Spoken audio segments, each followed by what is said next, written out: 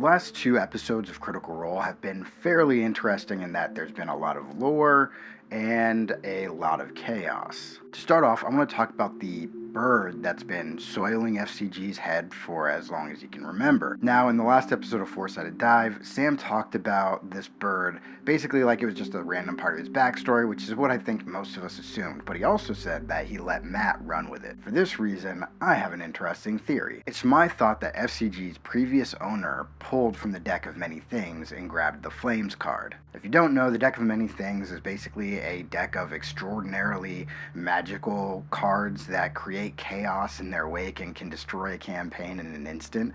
Basically, they're infused with magical power from a different time period when magic rules were just different than they are now. The effects of the Flames card read specifically as this. A powerful devil becomes your enemy. The devil seeks your ruin and plagues your life, savoring your suffering before attempting to slay you.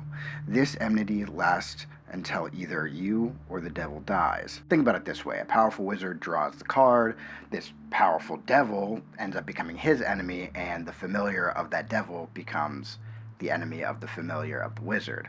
That means FCG has himself an undead, gross bird that is going to seek him out until he dies, and, well, the bird's already undead, so good luck. Continuing on with FCG, I do think that it was interesting throughout episode 43 that FCG's been dealing with his faith or his new relationship with the Changebringer, basically in the opposite way of Jester. Jester had contact with a powerful being that wasn't actually a god, but she had so much confidence because he was there all the time, whereas FCG is now involved with the Changebringer, but isn't really getting the same level of impact, and so it's much more faith-based rather than really seeing the impact of the Changebringer, which I think is interesting because I like that Sam is open to like diving into faith in a way that's not derivative and can actually look at a character who just found out they have a soul, just found out that there are these things called gods that actually care about them, and can wrestle with that in a way that could be meaningful for an audience that relates to that kind of thing. Also, I think it's a breath of fresh air from a lot of like the anti-religious sentiment that goes on in the party that we'll get to later. Next up is Ashton. This is pretty quick because Talison's out sick, and because the party probably records these episodes closer together, we don't know how many episodes Talison's going to miss. Let's say they were to record every day for a week, that way that they can get some vacation time and relax. Taliesin might be out for 4 episodes of Critical Role. That would be a bummer because I know Ashton is a crowd favorite, but to be honest, it'd be pretty cool just to get a break for Taliesin, let him reorient himself. Honestly, I think it's a good idea. I think Taliesin could use this time to kind of redefine Ashton a little bit and see what kind of character development he wants to go for in the future instead of just chaos. Matt introduces the Judicators, who are essentially like the Immortals. They're these masked figures who are bodyguards for the gods. That's a lame name, but it's okay. Quick fast forward through the rest of the story. The party goes to find Professor Kai. They get overzealous in going through people's things and searching their homes and trespassing.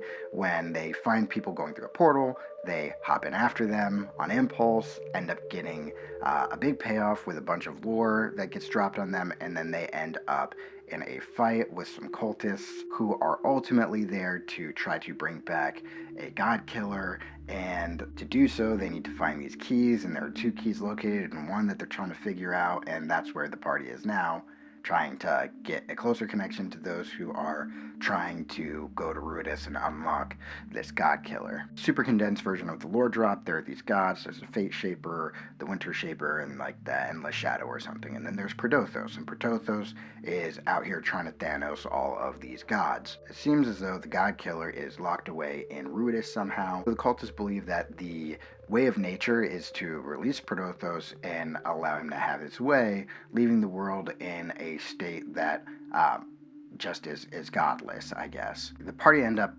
going through combat after this long, drawn-out bit. about sex work, and I don't know. It's just not my cup of tea. Call me a prude if you want, but it seemed like it was pretty polarizing in the chat. There was 50% of people saying, get on with it, just fight, you're wasting a lot of time, and then another 50% that were saying to commit to the bit.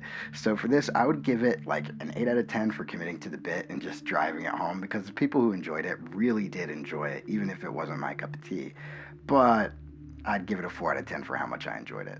It's like, as much as they were having fun, I appreciate that, but it also completely broke immersion, and that's not so helpful, especially for a DM who's trying to drive home the importance of the story and trying to set a tone. The combat was chaos, with Ashley transforming into a Clydesdale in the middle of a small space, but it was pretty awesome, and I have to give a great honorable mention to Sam Riegel's banishment spell, because I don't know, I just am imagining this scared little robot just accidentally bamfing someone out of this existence, and it was pretty hilarious. All this being said, I didn't enjoy or not enjoy the last 2 episodes, but I did have a couple of takeaways that I wanted to talk about. First is the consequences of a world without gods in that universe. This is something I want to bring up because it seems as though either some of the players or some of their characters are either unaware of the importance of the gods in a D&D world setting, or are kind of bringing in too much of their outside opinions into this internal world and just being anti-religious.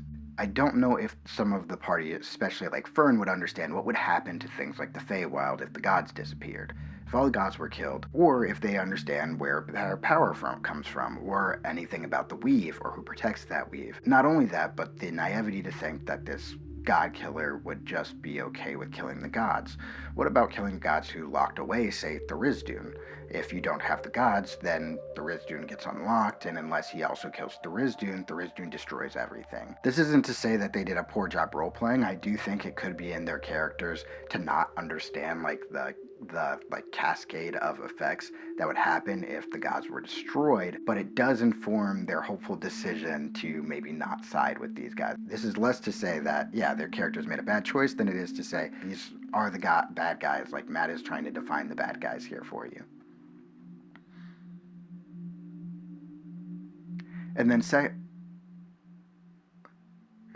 I'll reserve a rating for this for now, and we'll see how it plays out in the future. The second thing is just the tone and tempo of the story arc in general has just felt like Impulse, right? And it's funny that these episodes have felt so much like Impulse without Ashton around. But yeah, it's cool, and I think it's fun, particularly if you're a player. But for someone like me, I am struggling to follow what's happening in the story. Just before episode 42, I literally went back and rewatched, my videos, Lubafin's videos, just so I could understand what was happening going into episode 42. I didn't even know what the point of the plot was and why they were in the city they were in. Not only me, but in the chat, I keep seeing people ask the question, wait, why are they in this room? Where are they going? Why is this important? Just something to think about, and something that's been on my mind as of late, though now it seems to be getting more defined and a little more straightforward as far as story goes. Well, that's all I got for today. Be on the lookout, because I think Friday is when I'm going to launch my new channel, and yeah, I'll hope to see you then. See ya. Peace.